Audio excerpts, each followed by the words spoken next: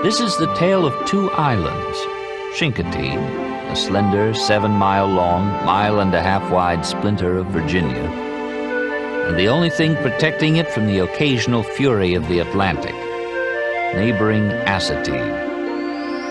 Both islands are situated in an area that is known simply as the Eastern Shore. The term Eastern Shore is very, very old. When the English entered Chesapeake Bay in the 1500s,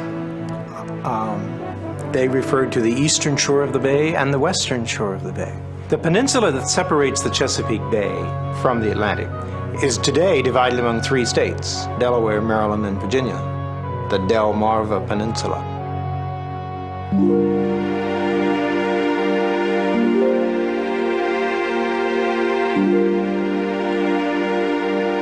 Chincoteague Island, named by the Indian tribe who originally dwelt there, rises a mere 2 feet above sea level.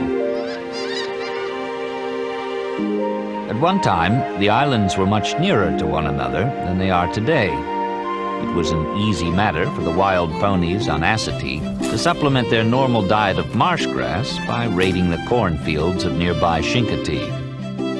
The practice of rounding up the ponies and penning them in corrals on the 2 islands began in the 18th century as local farmers sought to keep these 4-legged freeloaders under control.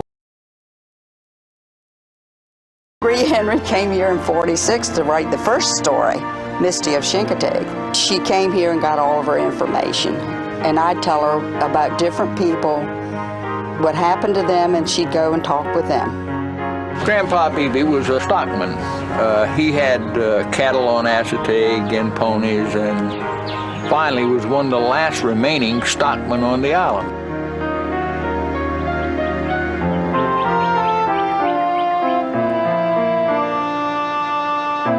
Gosh, I used to spend every available minute down at Grandpa Beebe's because of my attraction to ponies. And they were indeed characters, both he and his wife.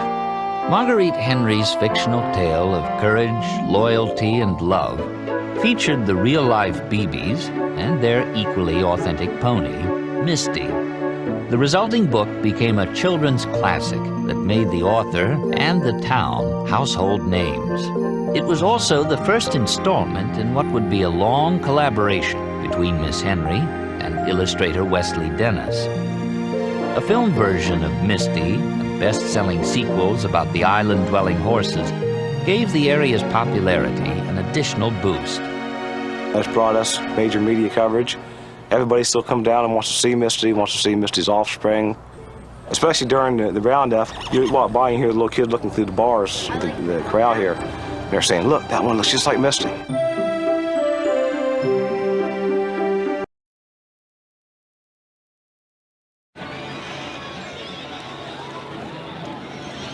There's nothing else that I've found that makes me as excited as I am to do this. You can't ride roller coasters that give you this feeling. You can't go other places and see anything like this. This is unique to here. We start on a Saturday. We will go on the south end and round up the Virginia portion of the Chincoteague ponies. We've got about 70 riders for this event that come from all over the country. We fan out, and it's just like the old days of herding cattle. You push through the woods, and you're popping whips and hooting and hollering and carrying on.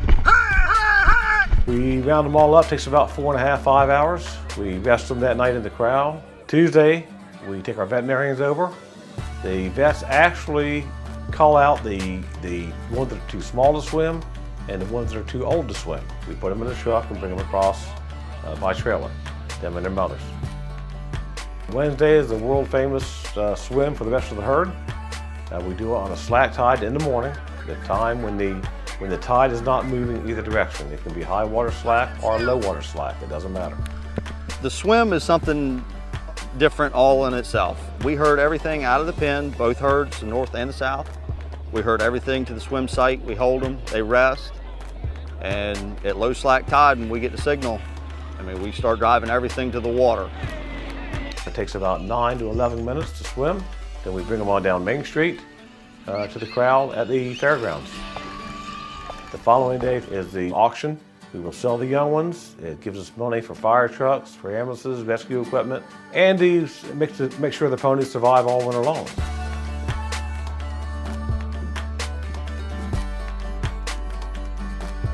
Friday morning, they swim back and they start their life over again for another full year. When this week's over, we go back to normal people, we go back to normal life, we have to go back to work, make money, because this does not pay our bills, unfortunately. If it did, we'd all be happier people, but it's all volunteer.